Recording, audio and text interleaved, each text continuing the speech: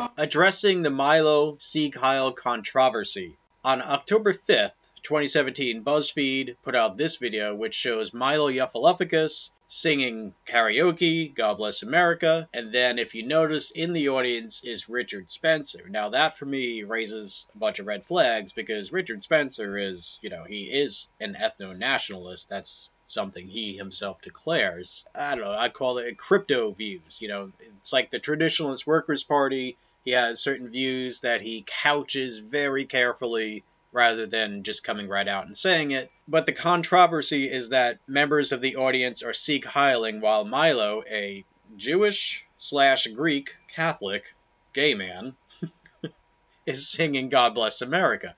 I don't know what to make of all this. Now, if they were just random people in the audience, I would say, okay, well, notice that Milo is not looking up. He doesn't seem to realize they're doing that. Are they trolling Milo because he's Jewish? I mean, it's pretty fucked up to Seig Heil to a Jewish guy. That's really, really messed up. But then again, there's Spencer, so that would mean, I suppose, that this being a recreational setting, that Milo and Spencer are hanging out together. Now, I've always been for the civil liberties of Spencer and Milo and everyone else. No one could claim that I've been a fan of Milo. But I certainly stand for his civil liberties, and I certainly do appreciate his tricksterish ways. For what it's worth, due to the nature of my channel, I do have to acknowledge that this happened. And so for what it's worth, folks, this is what happened.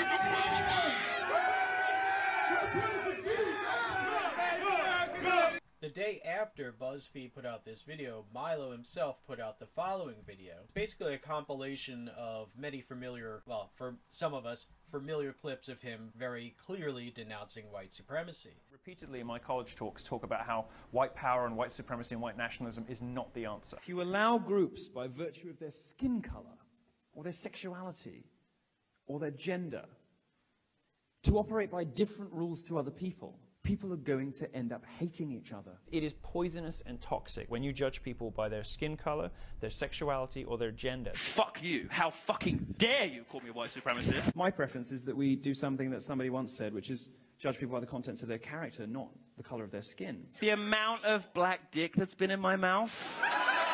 I must be the most self-loathing white supremacist in the world. After the Second World War, the Jews decided that they were not going to put up with it again. They said, never again.